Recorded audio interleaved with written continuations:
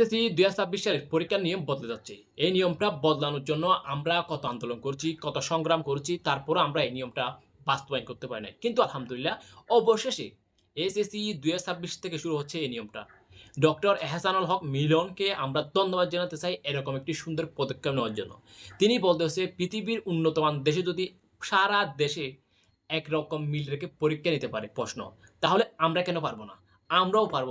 তিনি বলতেছে সারা দেশে একরকম মিল রেখে আমরা এসএসসি ২৬ থেকে পরীক্ষা নেব। মানে প্রশ্ন হবে একরকম তোমাদের সারা দেশে চট্টগ্রাম বোর্ড, দিনাজপুর বোর্ড যত রকম ৯ টা বোর্ড আছে, এই ৯ টা বোর্ডের প্রশ্ন হবে একরকম। একরকম প্রশ্ন মিল রেখে তোমাদের পরীক্ষাটা নেবে, বুঝছো? তবে এখানকার কথা হচ্ছে একরকম প্রশ্ন হলে কি সুবিধা? দেখো আমরা যদি গত বছরের দিকে ফিরে যাই, ২৫ সালের দিকে যদি ফিরে যাই, এক্সাম্পল স্বরূপ যদি আমরা বলি, চট্টগ্রাম বোর্ডের প্রশ্ন খাট হয়েছিল, ঢাকা বোর্ডের প্রশ্ন সহজ হয়েছিল। এখন চট্টগ্রাম বোর্ডের শিক্ষার্থীরা লিখতে পারে নাই প্রশ্ন হার্ড হওয়ার কারণে। তারা কিন্তু পড়ালেখা করছে কিন্তু বেশি হার্ড করছিল, অতিরিক্ত হার্ড করছিল। মানে এর উপর আর কোনো হার্ড নেই। তারা কোনোবার লিখতে পারে নাই। কিন্তু ঢাকা বোর্ডের প্রশ্ন কি হয়েছিল? সহজ হয়েছিল। তারা কি করছে? লিখতে পারছে। কিন্তু শিক্ষক মূল্যায়নের ক্ষেত্রে তোমাকে আর প্রশ্ন সহজ আর কঠিন দেখে নাই। তুমি লিখতে পারছো, তোমাকে নম্বর দিছে, তুমি লিখতে পারো নাই, তোমাকে নম্বর দেয় নাই। বুঝছো? মানে তোমার প্রশ্ন হয়েছে অভিন্ন, বুঝছো? তারপরে সহজ আর কঠিন দেখে নাই, তুমি লিখতে পারলে নম্বর, লিখতে না পারলে নম্বর দেয় নাই। এক্ষেত্রে কি যারা লিখতে পারে নাই তাদের বিশ্ববিদ্যালয়ের ক্ষেত্রে চান্সটা কমে গেছিল। যারা হচ্ছে মেধাবীরা, যারা পরিশ্রমী, তারা কিন্তু অনেকেই বিশ্ববিদ্যালয়ে আবেদন পর্যন্ত করতে পারে নাই। তারা জিপিএ 5 তুলতে পারে নাই। প্রশ্ন কঠিন হওয়ার কারণে। আরো আইসিটি, বুঝছো? তো এখন থেকে শুরু হচ্ছে কিন্তু একরকম প্রশ্ন মিল রেখে।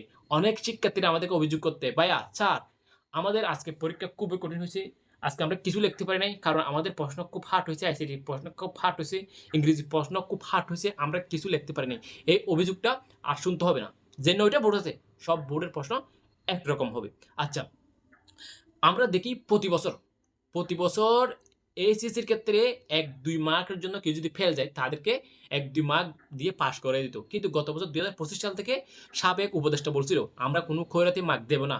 ব গত বছর নিয়েই এবছরও ডক্টর এহসানুল হক মিলন নতুন শিক্ষামন্ত্রী বলতেছে আমরা কোনো ধরনের শিক্ষার্থীরা যা লিখবে তাই নম্বর দেবো, কোনো ধরনের গ্রেডস মার্ক দেবে না তোমাদেরকেও। কিন্তু ডক্টর এহসানুল হক মিলন বলে দিয়েছে কোনো ধরনের গ্রেডস মার্ক তিনি দেবেন না। তিনি আরো বলছেন প্র্যাকটিক্যাল খাতা দিলে তোমরা আগে ২৫ নম্বর পেয়ে গেছো, দিলেই কিন্তু তোমাদেরকে ওই খাতা অ্যাকাউন্ট থেকে চেক করা হবে। তুমি যদি নম্বর পাওয়ার যোগ্য হও তাহলে তোমাদেরকে নম্বর দেবে, বুঝছো? আর এইচএসসির মধ্যে তোমার হচ্ছে নম্বর পাওয়া খুব সহজ, একটু যদি তোমরা পড়ালেখা করো ছোট্ট করে। মানে তোমার কয়েকটা টপিক কম্পাউন্ড প্রতি বছর সেখান থেকে আসে প্রশ্ন, কম্পাউন্ড আসেই। মানে সেখান থেকে বারবার পরীক্ষা দেই, বুঝছো? একটু হালকা করে যদি তোমরা পড়ালেখা করো তাহলে তোমরা ভালো রেজাল্ট করতে পারবা। যারা বিশ্ববিদ্যালয়ের স্বপ্ন দেখো তোমরা তোমাদের স্বপ্ন পূরণ করতে পারবা ইনশাআল্লাহ। নিশ্চয় আল্লাহ তাআলা সর্বোত্তম পরিকল্পনাকারী। এই কথাটা মনের মধ্যে সবসময় দান করবা। দেখা হচ্ছে পরবর্তী ভিডিওতে।